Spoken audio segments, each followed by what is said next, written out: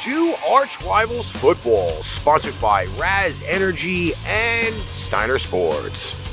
Here is your starting lineup. Number 20, Darnell the Playmaker Sallins. Number 94, Alex the Bearman Kazzaz. Number 69, Ricky the Prez Litwinkowicz. And in tribute to our fallen colleague, ArchRivals Football, Ring of Honor member, Alex Fleming. This show is a Pain Train Pipe Bomb production.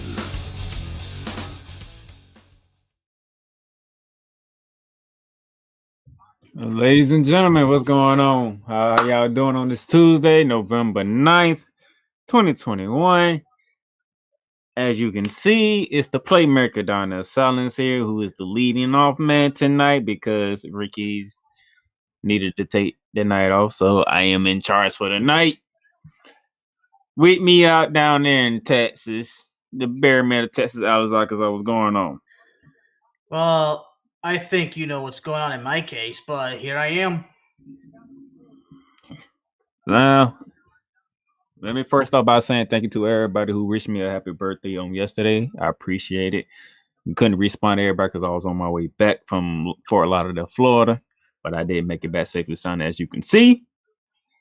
And Bearman, this weekend was pretty unpredictable, to say the least. Well, as far as the picks go, above everything, aside from my team getting fucking humiliated, which you'll have to forgive the language, but I'm in serious mode.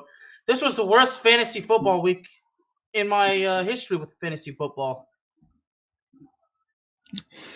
I mean, the picks, the fantasy football. I mean, it was a horrible week. Football was unpredictable. Yeah, unpredictable. There we go. Unpredictable. Certifiably unpredictable. There we go. Certifiably unpredictable. Even though Ricky's not on the show, he can hear me. So, Ricky, we at week 9, and we still are using your term DTA right now.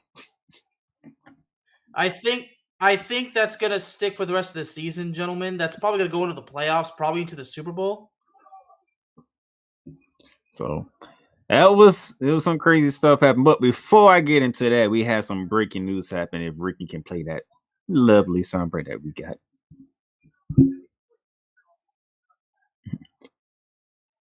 So breaking news happened out in Carolina, Bearman. Out in Carolina. Are you ready for this? I have a gut feeling I know what it is, but throw it out, buddy.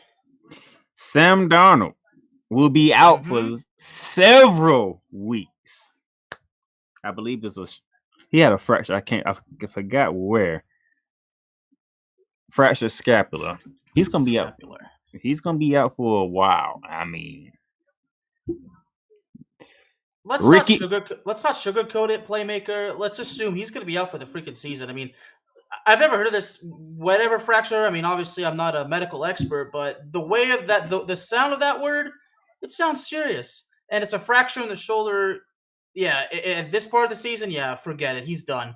I mean, it'll be a damn miracle if he comes back. But if we're gonna play it safe, then forget about it. He's gone. He's done. I mean, Ricky did call for PJ Walker, didn't he? He sure did, but I don't think Mr. Litwinkowicz predicted the injury. Nah. I'm sure Ricky was leading on the instincts, and he's good at that. Ricky's. Shout out to our buddy Steve Wallman, who's in the chat. Mr. Wallman, more news relating to the.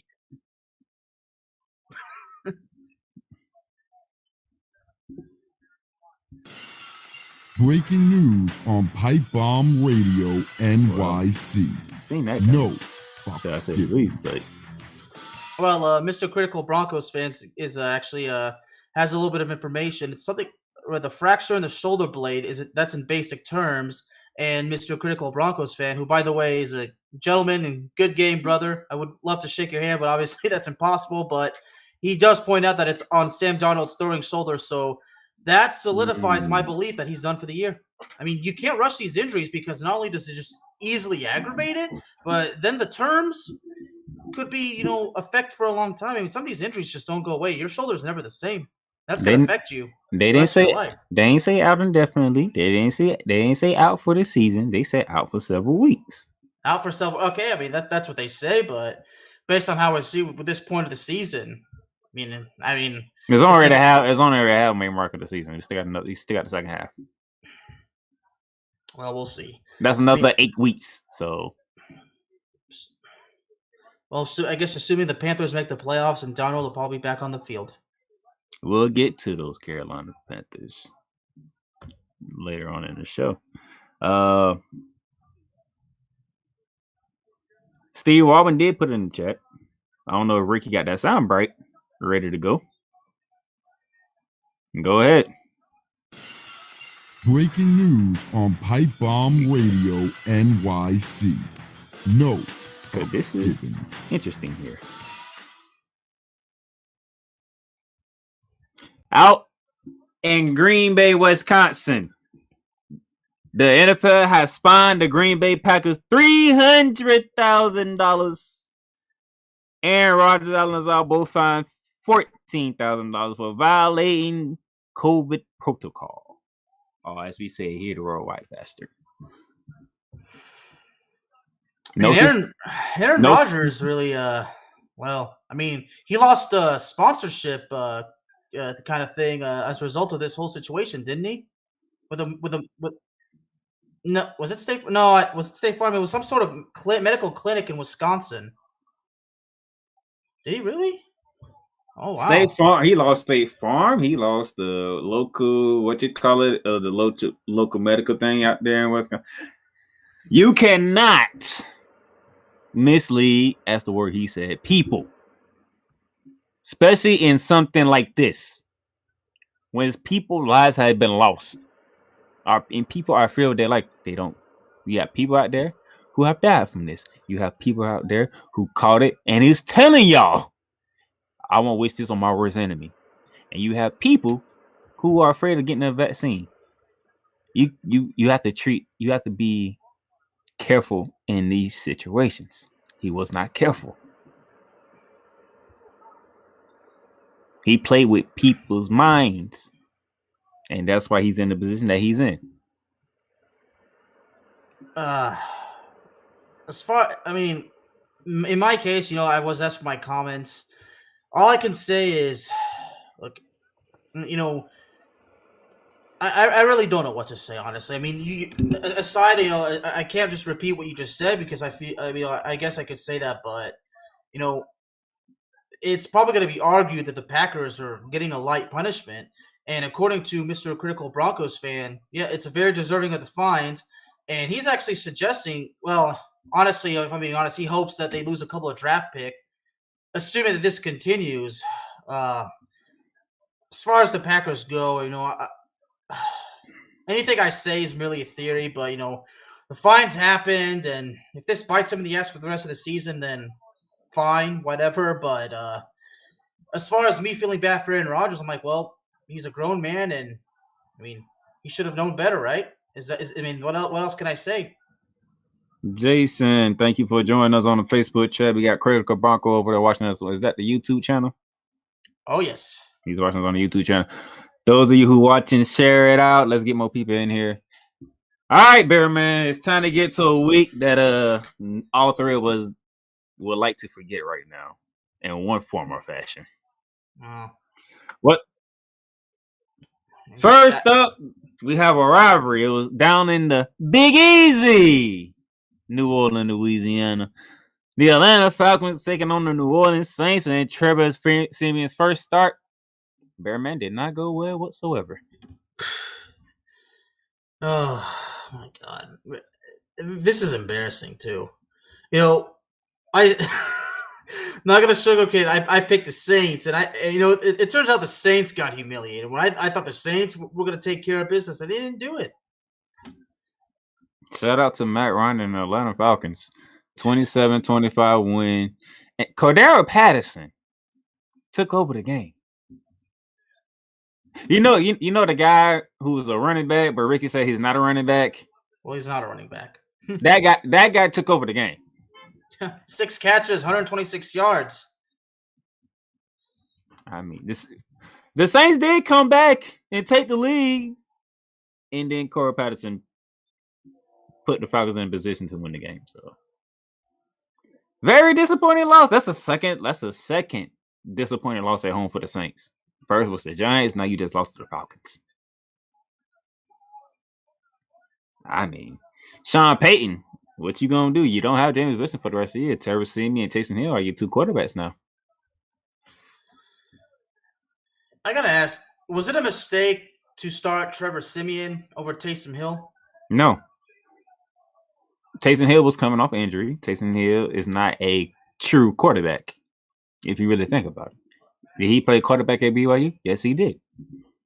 But he doesn't throw the ball down the field. When you see Taysom Hill on the field, what he does mostly? Run. Exactly. Or catch. And then you got him playing tight end, fullback, wide receiver, kickoff specialist, kick return. In a baseball world, that's known as a utility player. That's what he is, okay? Yeah. So Taysom Hill. Not sure if in football it's the same term, but everybody knows what I mean. So guess what?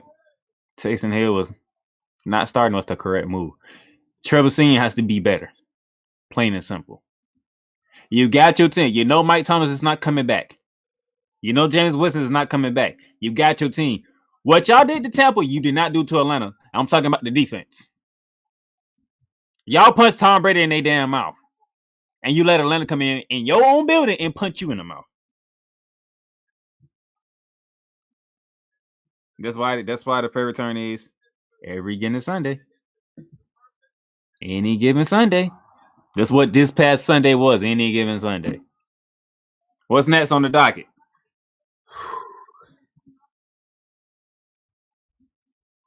Oh, boy. Here we go. Arlington, Texas.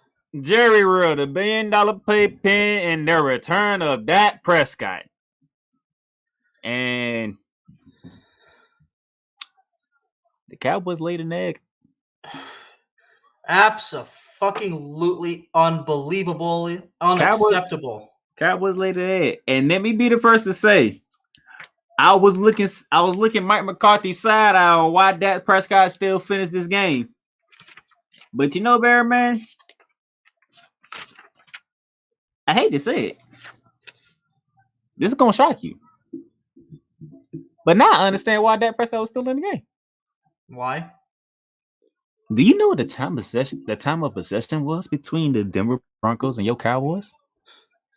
I actually have the gut feeling because, as a matter of fact, I got it right in front of me. I got those notes right in front of me. 41 minutes the Broncos had of time possession. The Cowboys had less than 20 minutes. They had less than 19 minutes. I mean, meaning Dak Prescott and that offense didn't do a damn thing. I mean, except get garbage time stats. You know, I still stick with the fact that the Cowboys offense got shut out. I don't care if they scored 16 unanswered points. Those are garbage time points. Those are nothing to be proud of. And there are fans out there, you know, of course, after I do my usual recap, and of course I tell the truth, these fans get out to me and telling them I'm being too hard on them. Those are garbage time stats. How the hell could you be proud of that? Good God. I don't get it. You see, this is why I separate myself from these freaking fans, because I tell the truth, and of course they want to crucify me about it because they just can't handle it. I mean, seriously. Yeah, fine. He threw 2 touchdowns, but in garbage time. Where was that at the beginning of the game? Okay, I'm going to tell you this. The Cowboys were unprepared, and above all else, they were flat out arrogant. Absolutely arrogant, and that bit them in the ass. And rightfully so. They didn't deserve to win. So all I can say is they better get their shit together this week. I mean, right now, you're going to have to convince me why the hell I should believe that they're going to beat the fucking Falcons. And I'm not kidding, all right? Now, people will say I'm being too hard, I'm overreacting. No, what I saw, okay, that has bitten teams in the ass many times, and that's haunted them, okay? So, and CeeDee Lamb even admitted that last week's practice was, quote, not crisp, but well, you know what? Make it count this week. Get it together, because that is unacceptable. All that talent, and you get shut out. I mean, the Broncos missing three offensive line, and their running game had nearly 200 yards and killed us. I mean, humiliating. There's the arrogant part, too. Now, I was a little bit hard on the defense, so the defense did make mistakes. I mean, I don't even understand that stupid rule on that pump block. I mean, I don't even want to talk about that. That's just one of the dumbest rules I've ever seen in my life. No, it's not. Because now when I thought about it, the dude actually did kick the ball. It was blocked, but it did go forward, which is still as a punt. And went past the line of scrimmage. What happened when the ball go past the line of scrimmage and the return team touches it? It's a first down, but... No, when the return team touches it and they don't cover it, that's a muff punt, right? Yeah, that's Leon Lett moment right there. That's pretty much what happened. You had the block punt, then the dude touched it when the ball was past the line of scrimmage, and then recovered it. I just, there's too many rules. And that rule, it doesn't matter what I think. It's not like the NFL is going to change it at my request, or anybody's request for that matter. And to be honest, I hate to say this, Bearman, but y'all was the start of the crazy week that was Sunday. It started with Dallas. It started with us, and of course Sunday had to end also in a crazy way. So it started the same way it ended. It's the same way it ended. I mean, look, Micah Parsons. I'll give the man a ton of credit. That Micah Parsons was amazing. Okay, and Dan Quinn. I wish this would have been confirmed before I did my recap. But I think Dan Quinn, the defensive coordinator of the Cowboys, revealed that there were 14 missed tackles. 14. So I thought at first maybe I was too hard on the defense. Then I corrected myself, but I think now maybe I wasn't. Okay. Part of me says, look, Alex was frustrated. I couldn't think straight. Maybe that's true, but I'm not going to use that as an excuse. But I did praise Dak Prescott for one thing. He did not use the calf injury as an excuse. So and I'll give him that. I mean, you could anyway, because from what I saw, he wasn't suffering any ill effects. And your stud corner got burnt again. He got burnt, and of course, the fucking penalties. He got burnt by Tim Patrick. Huh. And Teddy Bridgewater is usually a guy who can't throw the ball deep, and he did. Not corner son. By the way, Jerry Jeudy returned. Yeah, he had a good game. But Tim Patrick took over. I mean, I'm surprised. So that what took place in Arlington, Texas. What's the next game up? Well, hold on. I got to answer the critical Broncos fan question. What did you say about the Broncos on your show? Well, the Broncos, anything could happen with them. They could show up or they can't. There's a lot of things you said about the Broncos. But I remember one thing. If you give the Broncos their chance to win, if you underestimate them, boom, you just bit yourself right in the ass. You just shit the bed, brother. All right. Then we get to a game where this was ugly. It started ugly. And it finished ugly. It started ugly because couldn't no offense do anything. And then all of a sudden, pick six by New England Patriots, and it went downhill from there for Carolina and Sam Darnold. Well, there's a little bit of a highlight about this game. Certainly about Mac Jones allegedly, grabbing the ankle. And they ain't no legend. He actually did that. No, he grabbed the ankle, but I think the alleged part is he tried to hurt. But I'm like, okay, that's ridiculous. No, he was trying to make a stop. Or, I mean, it depends on how you view it, because he did turn his body at the same time the man twisted his ankle. It's not a good look. I would say that. He didn't have a good game. He played bad. I'm pretty sure Ricky was going to test that. That was Matt Jones, probably one of Matt Jones' worst bad game he ever played this season. Defense. Oh my gosh. Here come the defense. And this is what Ricky was talking about when it comes to the Patriots. Defense gets back in form, you have a problem. You got a big problem on your hands. Because now, guess what? New England is in the 7th spot in the AFC right now. And do we really want the Patriots in the playoffs right now? I don't think so. But New England got it done. They got a good one coming up on Sunday, but hopefully Ricky will be back on Saturday to talk about that with you. I won't be available. Shout out to the Patriots. They are moving in the right direction. What are 5-3 right now? I believe I had y'all bye week. 5-4. 5-4. They ain't have a bye week yet. Okay. 5-4 on the year, and they right in the hunt for the playoffs. Sam, like we told you earlier, Sam was gonna be out, so it's gonna be PJ Walker for some weeks. Well, the Patriots case, with the Bills kind of like falling down, yeah, there's a lot of hope for the Patriots. Can we call it the game of the week? The crab cake. Might as well. The big crab cake down in Baltimore, Maryland. It was the Ravens playing host to Kirk Cousins and the Minnesota Vikings. I mean, in the Vikings case, another game, another blown lead. I mean, the Vikings, they could be 8-0 right now, couldn't they? They really could. If you look at all the results of the games, that missed field goal, them blowing the leads, blowing their chance, the Vikings could be 8-0. I mean, I don't know how Mr. Brockman would react to it, but I really do believe the Vikings could be 8-0 if it weren't for all the miscues. You was up 2 possessions at 2 different times in the game, one in the first half, one in the second half, and the Ravens still managed to catch you. They still managed to catch you. It wasn't no offense. It wasn't no passing explosion from the Ravens. The Ravens do what they do. They run the damn ball. We saw Le'Veon Bell for once. Lamar Jackson ran for 100 yards. Dante Freeman did his thing. And like I said, we saw Le'Veon Bell. So, Minnesota. What's going on here? Minnesota, 3 games that went into overtime this year, and they're 1-2. And I believe, and Critical Broncos fan mentions that Minnesota didn't even commit a turnover and they lost. I think that was the same thing last week. That's 2 back-to-back weeks. They don't commit a turnover on offense, but they lose the game.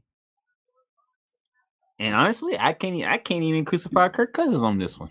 You just can't. You see, this is what I'm talking about. Kirk Cousins plays relatively well, but then of course people are going to say I'm an absolute idiot. I could honestly care less what those people think. I know what I'm saying. Look, Kirk Cousins, yeah, at times, obviously he has his fair share of mistakes, but for the most part, Kirk Cousins has been playing respectably well. I've always said it for many years. Whether you like the dude or not, there's no denying the dude can throw. He's got a good arm. It's amazing how these games unfolded this past Sunday. It's amazing. At the same time, we can't deny some people say Kirk Cousins has no weapons. Like, okay, no, that's absolutely false. He's got Jefferson. He's got Adam Thielen. Yeah, he's got whoever said Kirk Cousins don't have no weapons, they need to look themselves in the mirror and define what a weapon is in the NFL. He's got the future. He's got a potential future Hall of Famer in Mr. Justin Jefferson. Who about to rate burnt Marlon Humphrey for a 50-yard bomb? Yeah. That actually got the scoring started? I don't know. It was just one of those Sundays. But but when the Ravens got the ball back and they drove down the field, they got Mr. Automatic on the sideline. Well, Darnell, correct me if I'm wrong, but didn't the Vikings get an interception in overtime? Will the defensive line tip the ball and then caught it? Or Anthony Barr? Yeah, Anthony Barr. The Vikings and the Vikings. There's that opportunity right there. They don't take it, man. That's been one of the problems. Overall, the problem is the Vikings aren't winning. But then when you dig deeper into the reasons, that's one of the reasons. The opportunity right there on a silver platter, but you can't get it done. Matter of fact, I think they turned it back over. I think they did. They? I don't remember. I don't remember. I think they turned it right back over. Okay. I don't remember. But the bottom line is, even if they did turn it over, still you have that opportunity, but you can't get it done. That's an opportunity blown away. It's one of those come on, man moments. Come on, man. And you let Mr. Automatic get on the field. You know what happens when he gets on the field. Oh boy. We don't call him Mr. Automatic for no reason. No, sir. He did kick a 66-yarder this year. So shout out to the Ravens. One of the few. I mean, like, just gotta say this off the bat. That's 2 Longhorns who at least cheered up the Longhorn fans. 2 of them. And we'll get to the other one later. Yeah. Shout out to the Ravens. One of the few favorites to actually win a game this Sunday. And we actually got that one right. Oh my goodness! Boy. Oh my gosh! Oh my goodness! I mean, oh my goodness! Ricky, I'll admit, I mean, Ricky would love to laugh at us. I mean, if he does, then he's absolutely right. I mean, Ricky picked the Browns, but we picked the Bengals. You and I. I know I picked the Bengals. Like I say, the theme for this week is any given Sunday, because the Bengals came out super flat. I mean, Joe Burrow throwing unadvised picks, Jamar Chase going back to preseason, Jamar Chase dropping passes. I'm looking around like, y'all coming off a bye week and y'all looking like this. Baker Mayfield ain't put up no big ass numbers. Nope. You had a pick 6 from one field to the other end zone. Pick 6. It was turnovers galore around here in Cincinnati. You get a turnover. You get a turnover. You get a turnover. I mean, the running game. Nick Chubb, 14 carries, 137 yards, 2 touchdowns. That's an average of close to 10 yards. It's 9.8, but I like to round, so it's 10 yards. Y'all let Baker Mayfield off the hook, Cincinnati. Baker Mayfield. This is one of the moments. Don't trust anybody, but apparently I can't get that through my head. But I think starting this week, I think that's going to change, especially for my team. I mean, I don't even think Baker Mayfield barely threw 400 yards. Baker Mayfield actually had 218 passing yards. 218, okay. 14 for 21, 2 touchdowns. Respectable. Didn't seem to be showing any ill effects by the shoulder.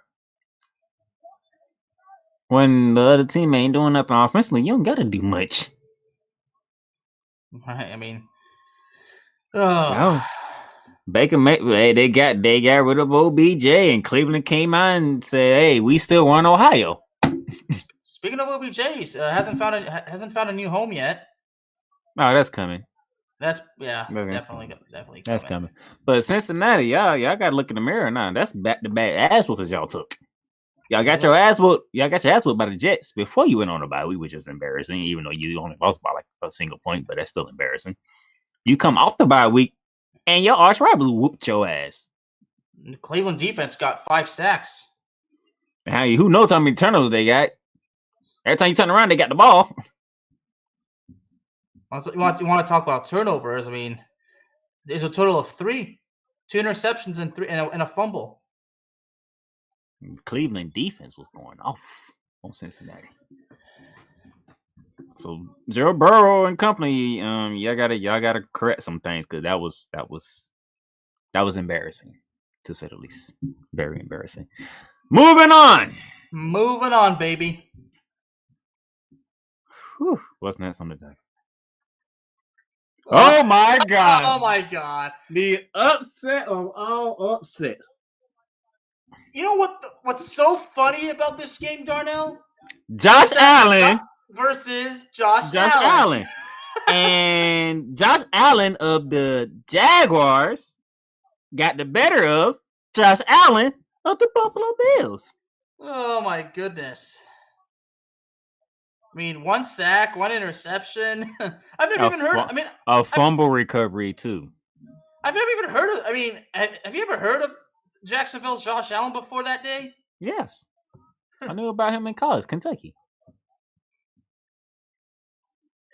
I mean, he is the last of the remaining group of the Jaguars defense that we knew about when they had Jalen Ramsey, AJ Boye, and that crew right there, along with Miles Jack, who's still with the Jaguars too. Josh Allen and Miles Gay are the 2 remaining up from that defense.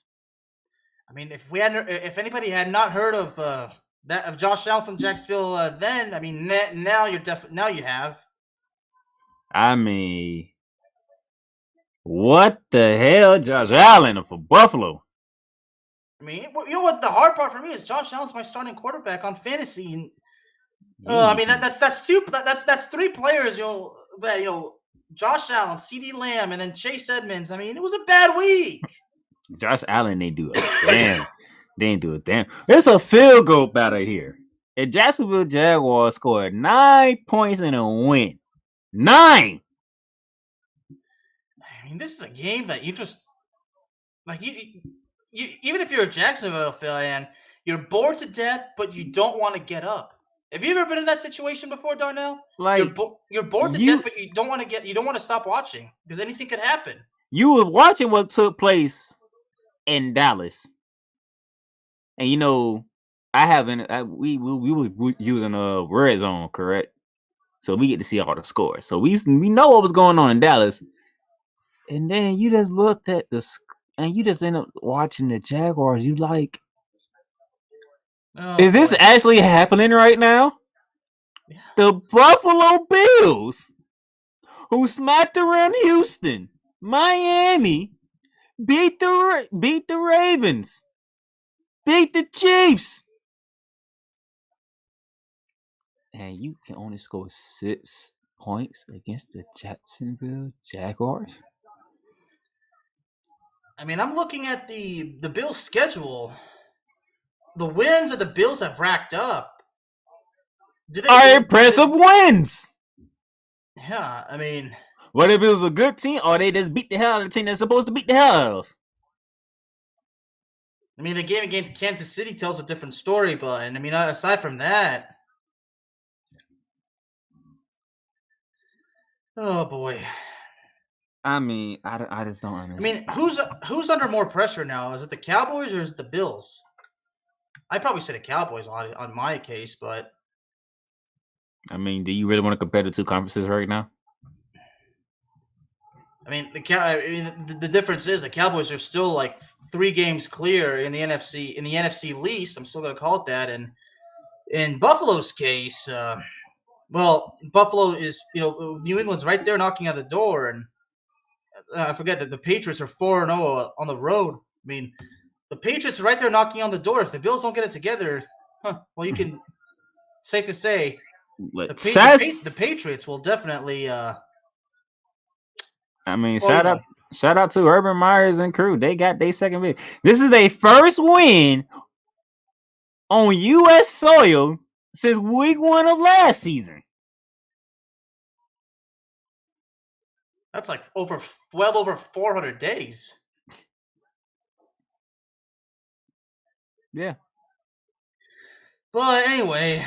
I mean, so shout out. Josh Allen was the first player to sack the quarterback of the same name. Then he get a pick. And then he got a punt recovery. All on with Josh Allen. So, Josh Allen, I mean, this game, the best way to call this game, in a headline like this, on the newspaper headline, Josh Allen beats Josh Allen. Will a real Josh Allen please stand up? Oh, that's a good one. I know I get a reaction out of Ricky. That's why I did that.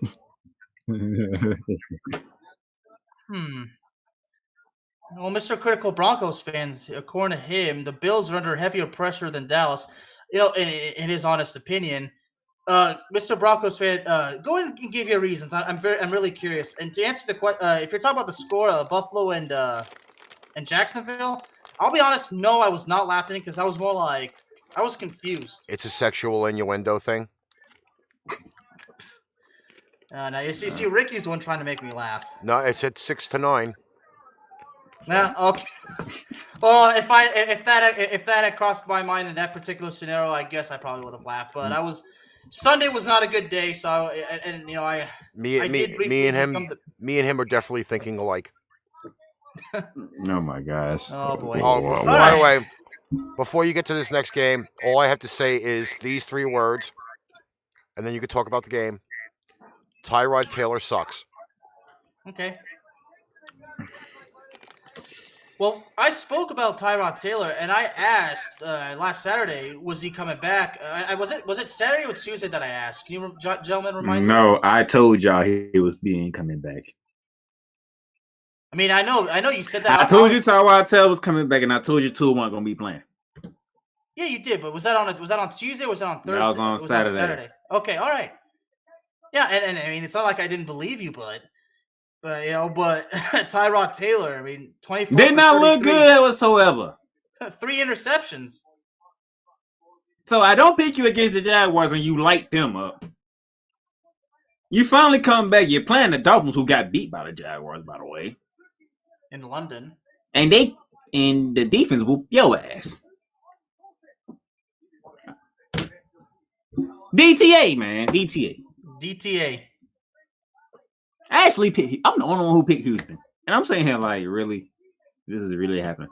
And he threw a dumbass pick. I don't even.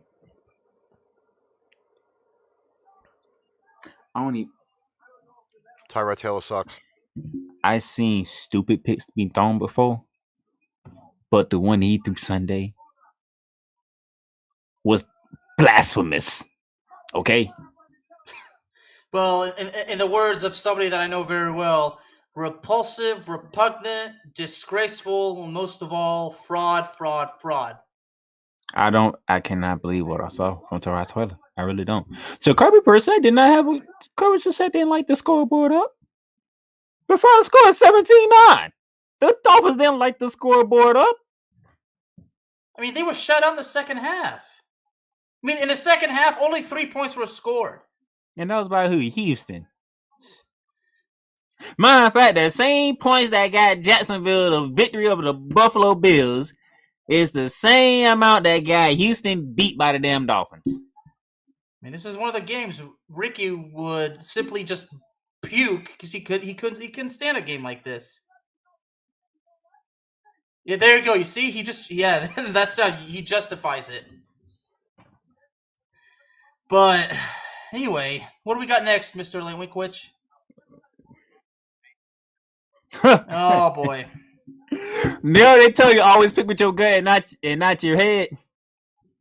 I sat there on Saturday. Remember, I was sat there crying because I'm like, I really want to pick the Giants right about now. But if I pick them and Daniel don't do what he always do, I'm going to be pissed. So I went to the goddamn Raiders, and Derek Carr did what Daniel Jones supposed to have done. What the hell? I'm very curious to know Mr. Waldman's thoughts on this game. Mr. Waldman, if you could put your thoughts in the comments, I would really appreciate that, dude. Hey, you know what made it worse? I was watching the pregame in the morning, and I found out Kenny Dolly was playing. I was like, "Oh, you need to change your pick. Kenny Dolly is back too. Change your pick. No, I ain't gonna change it. I had 2 opportunities to pick the damn Giants, and I ain't do it. So in that case, you're not risking you're not risking going 0-3 in that case. Then, I mean, I picked the Raiders too, and I mean, as far as the injury goes with the Giants, all the depleted injuries. I mean, I'm not sure what's going on, but but now that the Raiders, Deshaun Jackson is, he says he's going there. I'm curious to know, in your opinion, Darnell, would that help the Raiders? Without Henry Ruggs, they need a 3-3. Because as you've seen, they could not go deep whatsoever. They could not go deep. So that's why I'm asking. So if Deshaun Jackson goes to Las Vegas, is that going to help? Yes, that would help. Now, if he stay healthy, that's one thing. But as of right now, he's a healthy guy. And he'll be able to help them because they need a deep threat. Because as you saw, Derek Carr, matter of fact, you just tell the people their numbers. That tells a story right there. I mean, Deshaun Jackson going to the Raiders, that's got some Dallas fans worried because the Cowboys got the Las Vegas on Thanksgiving. Yeah. What's Derek Carr numbers from Sunday? 30 for 46, 296 yards, 1 touchdown, 2 picks. You said 30 for 46. Yes, sir. You threw the ball 46 times. For how many yards? 296. 296. I don't know. What's interesting is the Giants only had 245 yards of total offense, and actually, Derek Carr had over 400. Stop right there. Derek Carr passing yard was more than the Giants' offense. Yeah. Who won the game? The Giants. I mean, Daniel Jones only had 110 yards, even though the stats overall says 96. That's because there was those tackles for losses. I would imagine, but I mean, look at that. Now I'm really curious to know Mr. Wallman's reaction because say it one more time. Derek Carr had more passing yards than what? The damn total. What the DTA, man. DTA, man. DTA, man. Well, Mr. Wallman got straight to the point. A win is a win. Yeah, I know that, bro. Apparently now it's finally stuck into the head. Marinate DTA. He didn't give us Sunday. I can't believe this. It would happen on this weekend, though. Out of all weekends, it happened on this one. What's next? Like I said, certifiably unpredictable. Now we get into to a little comfort zone here. A little comfort zone here. Okay. A little comfort zone. Maybe. Lincoln Financial Field. We had the Philadelphia Eagles playing host to the Los Angeles Chargers. And you brought up the best point last week, Darnell, because remind us of something that we could not see coming. I will get there, but I will say this though. If anybody thought that this game was going to be a blowout, you haven't been watching the Philadelphia Eagles closely. When Philly comes to play, you're in for a fight. Okay? You don't believe you guys are a Cowboy fan here. What they did on Monday Night Football to the Eagles, you don't get that very often against the Eagles. Am I correct? I'm sorry. Critical Broncos fan just put an amazing comment. I mean, I'm just like, reminded of something that we should be reminded of as far as the 2020 picks of the Raiders. It's sorry. I'm not getting to it. That's why I skipped over it. I guess that's why Critical Broncos fan decided to remind us about it. But he didn't remind me. I already knew about it. I just think I'm not talking about it. You ain't talking about it. But yeah, you're right about the Eagles. I mean, if we expected a blowout, obviously they haven't picking the Eagles. I haven't been watching the Eagles. But what's important is that we all agreed. At least you and I agreed that we can't see the Chargers losing 3 straight. But and Justin Herbert, his numbers. I mean, Justin Herbert looked. He went back to looking like Justin Herbert. He went back. Yeah, he went back to looking like his usual self. 32 for 38, 356 yards and 2 touchdowns. That's what I was looking forward to, and I'm happy he showed up. And Keenan Allen had a great game. That's what we needed right here. Okay, good job by the Chargers. At least one LA team won. Yeah, I am foreshadowing, so shut up. Oh boy. But in the Eagles' case, Devontae Smith, 5 catches for 116 yards, very respectable. They need to get him more involved. He's their best receiver outside of Dallas Goedert. He's their best receiver, and you never know who gonna be in the damn backfield with Miles Sanders on IR for right now. He'd probably be back in either next week or the week after. Ball Scott took over last week, but it was Jordan Howard Sunday. You just don't know what they goddamn backfield for the damn Eagles. By the way, just a little bit of a side note. Not only did Scott lose the game, but he lost to a 12-year-old at Rocket League.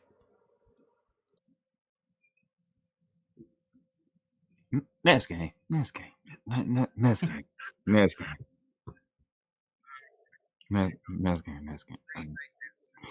Oh my goodness. What would Green Bay look like without Aaron Rodgers? We saw that. They are playing against the Kansas City Chiefs team that we just sitting here waiting for them to look like Kansas City. And despite winning, Bearman, Kansas City started to look like Kansas City. I mean, shall I go ahead and give out Mr. Mahomes' numbers for this game? Go ahead. 20 for 37. 1 touchdown, but take a wild guess of how many passing yards. Take a wild guess. You give up? I'm not even trying.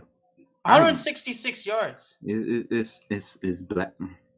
You see, I don't blame you because this is what leaves a sour taste in your mouth as far as this game goes. Okay. Both teams are hot garbage. So you're telling me the Kansas City Chiefs, fully healthy, are a 6-point favorite over a Aaron Rodgers-less Green Bay Packers team? Is that what you're telling me? That's what I'm saying. But here's what's interesting. The Packers had more total yards than the Kansas City Chiefs. But you're telling me if Aaron Rodgers was in this game, Kansas City get their ass whooped at home. More than likely. This is. I mean, because here's also what's interesting. Randall Cobb played. Devontae Adams and Alan Lazard. Or Lazar. Alan Lazard, Devontae yeah. Adams, Randall Carr, Marcus Valdez-Scantling, Aaron Jones, A.J. Dillon. All the weapons were there. We just didn't have Aaron Rodgers. You had Jordan Love. What was Jordan Love's numbers? Jordan Love's numbers. Tell me when you're ready. I'm ready. 19 for 34, 190 yards, a touchdown, and a pick. What was Aaron Jones' numbers?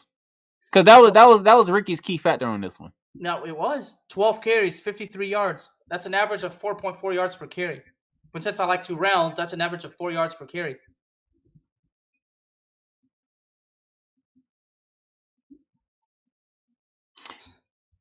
Give me the rushing attack for the Chiefs. The total. Don't go by name. Just give me the total. The total. Okay. Well, combined carries for 22 yards for 83 yards. 22 carries for 83 yards. Well, that's between the two running backs. Now, Patrick Mahomes and Tyreek Hill both had a combined 3 carry attempts, but that's for -6 yards. I'm not so good at math. That's why I didn't want to do the math in my head. So, can you say dumpster fire? Dumpster fire. You're telling me what was supposed to have been the game of the week until Aaron Rodgers did what Aaron Rodgers did, turned into this. You know what I'm asking myself, gentlemen?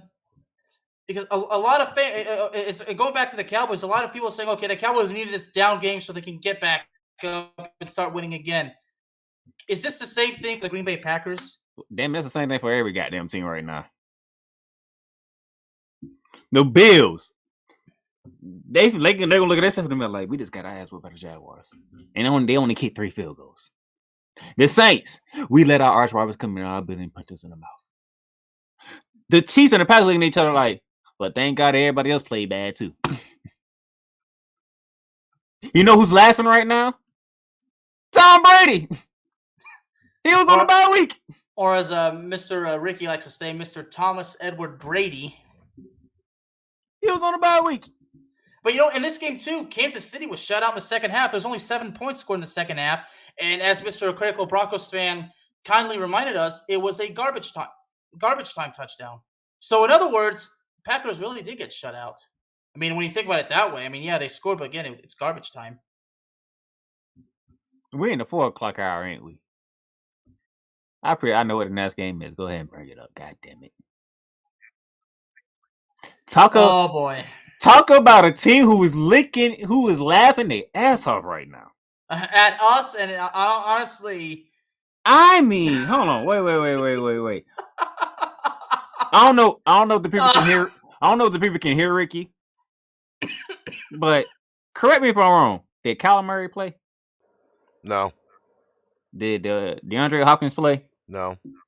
Did AJ Green play? No. Did Chase Edmonds get knocked out within a couple of plays of the game? Yes. Here's another one for you. Does Ricky need to stop listening to Darnell? Yes.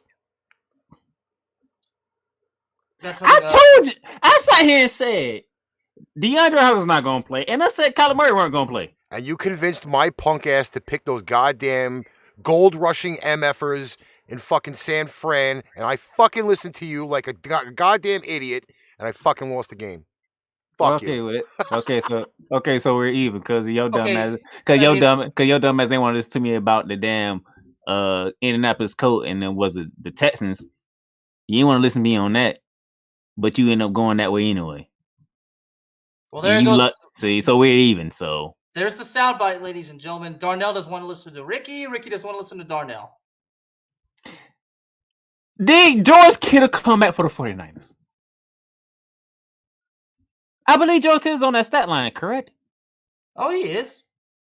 Tell me when you're ready. All right. 6 catches, 101 yards, and a touchdown. And a fumble. And then averaging 17 yards per catch. You're telling me. You're telling me one man took over the game for the Cardinals. And San Fran had no answer. One guy. And he's a guy I'm very, very familiar with, aren't I? No, you're not familiar with him. Because I'm not talking about Colt McCoy. Look at James Conner. Oh, The ex-Pittsburgh Steeler. Who Pittsburgh let go because they didn't want him no more. Pretty much he's washed up. He goes to Arizona. What does he do to Arizona? What did he do to the San Francisco 49ers? Destroys them, to put it mildly. Give the people the stat line. Well, hang on to your hats, ladies and gentlemen, because this stat line, it's not just on one category of offense, it's two, as a matter of fact. But I'm going to go and start with the running game, because that's what James Conner is. He's a running back. 21 carries, 96 yards, an average of 5 yards, 2 touchdowns. That's the running game. Now we get to the passing game. 5 catches, 77 yards, an average of 15 yards per catch, 1 touchdown. So, unless my math is that terrible, that equals 3 touchdowns, right? James Conner beat the 49ers. A healthy 49ers at that. Jimmy G was starting, right? Yeah. Deebo Samuel did play, right? He did.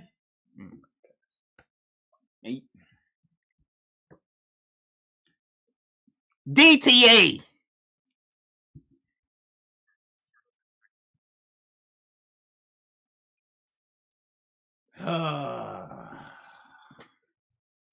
Perfect timing, right? Well, Darnell, I buried my team. It's your turn now. So check this out, right? So I'm watching what's going on with the Cowboys, correct? Mm-hmm. I'm seeing what's going on in Jacksonville, correct? I'm seeing what's going on with the Baltimore Ravens, correct? Yeah, I'll look at my brother. I was like, should I be concerned? Because as of right now, today is just whatever goes on there, right? You can't predict anything. The Saints thing happened. You seen what Arizona was doing. You seen what happened in Green Bay and Kansas City. It is leading up to the Sunday night football game. I'm saying, like, I just suspect anything right about now. That's how already I was like right now. And then we get to Sunday night football. Oh, top team in the AFC conference, the Tennessee Titans, who a lot of people didn't have at the top of the conference, correct? Nope. Top of the conference, they lost Derrick Henry. They bring in Adrian Peterson. Ryan Tannehill has to take the load. But guess what? It wasn't the offense. It was the defense.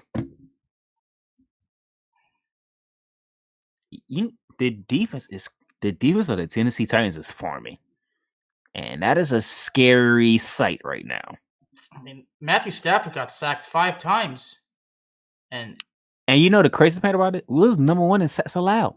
We only gave up 8 sacks going into the game. That's the second game. The Tennessee D-line got a 5 by their damn self. Jarrell Casey? Oh, no, not Casey. I'm sorry. What's his name? Simmons. What's his first name? I can't even get his first name in my head. Simmons for the Tennessee Titans manhandled my offensive line. I mean, Jeffrey Simmons. Thank you. 3 sacks. Oh my goodness. He pushed my guard straight into Matthew Stafford. Did you see that? I saw the highlight. He pushed him straight to Matthew Stafford.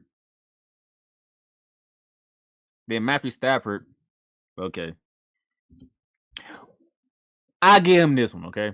One of the game is a game that he did not play well, okay? It was bound to happen sooner or later because, I mean, he putting up MVP numbers, right? He's second behind Tom Brady. And there's about every major category that comes to quarterbacks. He's second behind Tom Brady. It took a hit. It took a real hit because he put a Carson Wentz off trying to avoid a safety, and he threw a pick. Tennessee scores on the next play. Comes back, Shout out to Kevin Parr. I was watching NFL Live today, and Dan Orlovsky and Ryan Clark broke down Kevin Parr's pick six. You know, I got to give him credit because he wasn't even in the right position. No, he did what he was not supposed to do, and he got the pick six, which tells me he knew something was coming. Something told him jump outside. That's what he did. He jumped outside and got the pick six.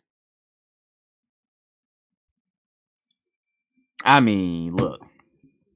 Yeah, Cooper Kupp almost had 100 yards receiving. Robert Woods almost had 100. It didn't even matter. You gave them 14 points in like 30 seconds. We couldn't recover. We just couldn't recover. I mean, also the pick six wasn't even long. It was like 24 yards, wasn't it? That was the very next offense possession. He checked out of the run because Kevin Parr came down.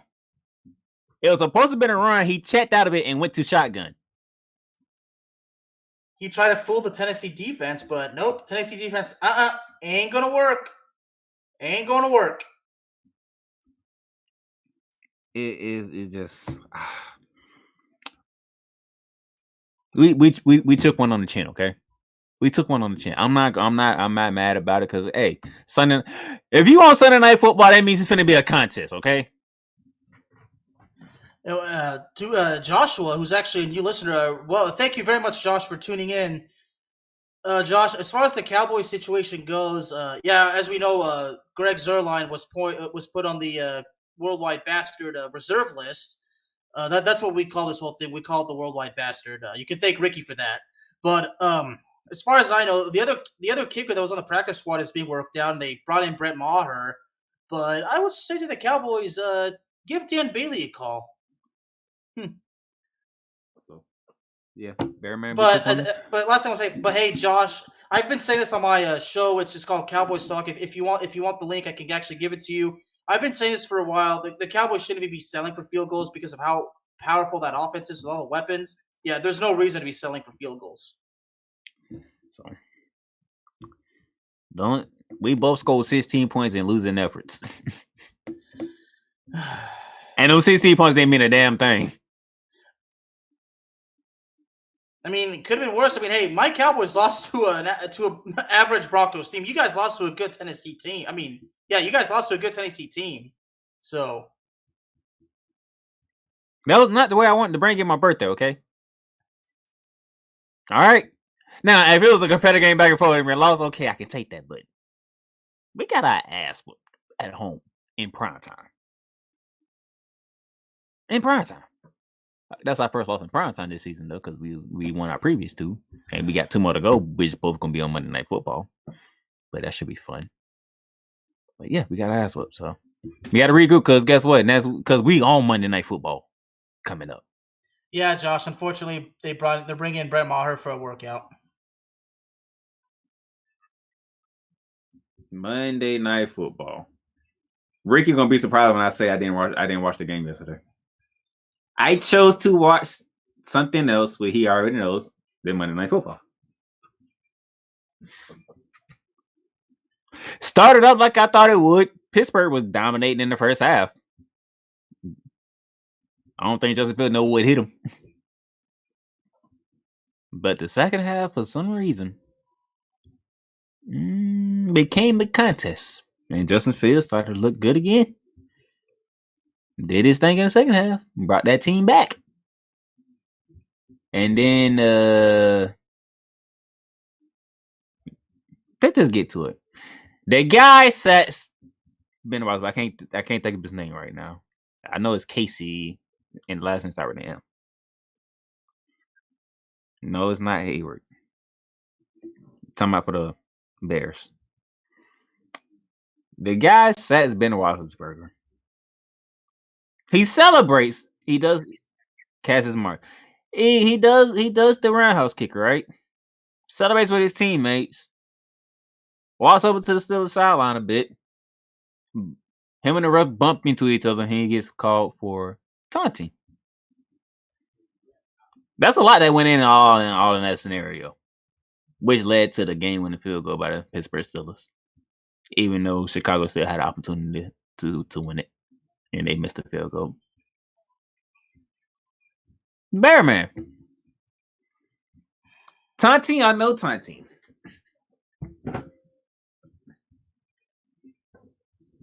You can't celebrate anything until the game's over, until you've won. Flat out. You don't celebrate till it's over. If you haven't won the game, there's nothing to celebrate. Okay. I don't understand why. Seriously, I mean, I get it. You had a good play, but you know what? Finish it out. Because if you don't win, what good does it do? I mean, yeah, they'll be talking about that particular play, but the one thing they'll remember is you didn't win. That's what it's about.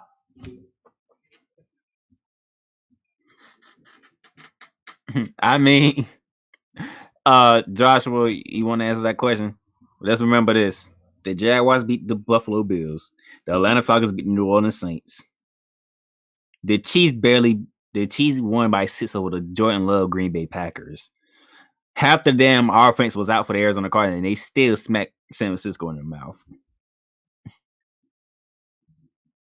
I mean, this entire week needs to be explained.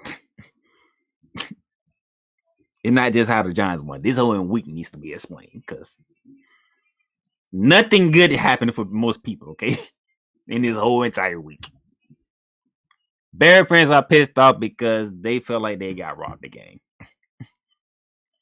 Pittsburgh fans are glad they won, but they still on the edge because they don't know what the hell's going on with the Pittsburgh Steelers. Cowboys fans, they know they took one on the chin. And they looking nervous right now. LA fans, one week the Chargers letting you down, the next week's the Rams letting you down. Buffalo, they trying to figure out how the hell they lost to the Jaguars in the first goddamn way. And they still trying to figure out how they only scored 6 points. And how the defender Josh Allen outdo the quarterback Josh Allen.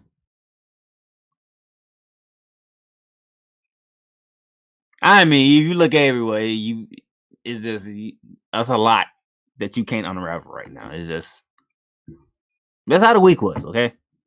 It is how it went.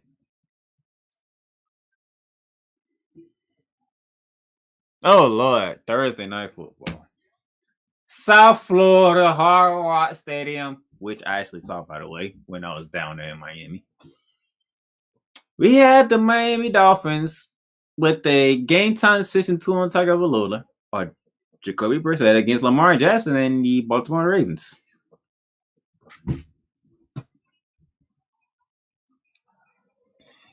You know how bad it is, Bearman. Well, just to give everybody the numbers, once again, we do have now a disclaimer. If you go to use any of our picks towards your personal usage, we will hunt you down, we will hurt you, and take your money if you win. It is a general consensus, Baltimore, a 8-point favorite in Miami. Well, it's no surprise that Baltimore's the favorite. Hold on. Do you even trust that line right now? No. I mean, it's not just the teams you can't trust. Can you trust anything, Playmaker? I mean, can we? I mean,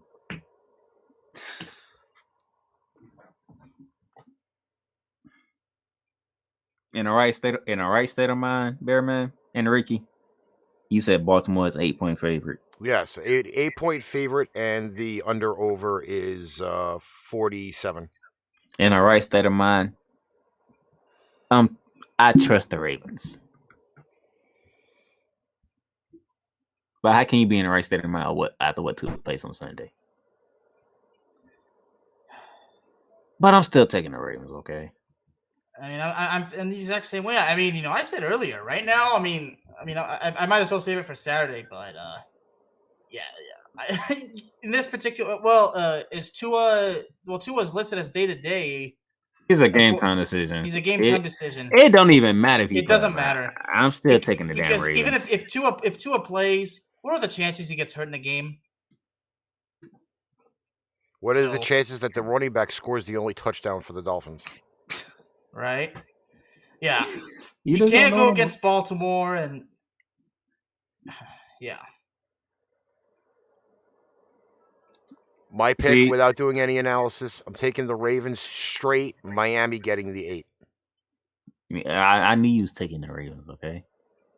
This is oh my god, Joshua. It's just you just don't know no more. You just don't know no more. I don't know. We just don't know now. After Sunday, is like what the hell. And trust me, what the hell is going to continue tomorrow? You know why? Because me and Bearman got to come right back, and we got to discuss college football. It's almost what the hell took place over the weekend.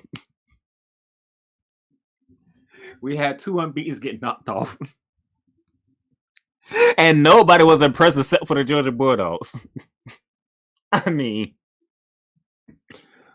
Bearman football this past weekend.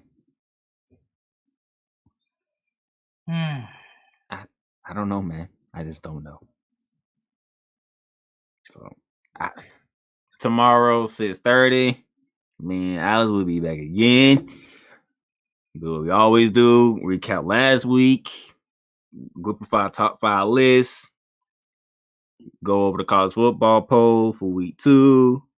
Get into the slate for week 11 and just try the best we can because football is getting more interesting week by week now. DTA, don't trust anybody. Don't trust nobody. So on behalf of Ricky, I am down to Playmaker Sallins. That man over there is Kazzaz, the Bear of Texas. We'll catch y'all tomorrow. Hey, did you like that show? Like, share, follow, subscribe. Share out our shows to all of your social media. Need merchandise? Check out paintrainpipebomb.threadless.com for quality merchandise at great prices. Tune in next time for another edition of ArchRivals Football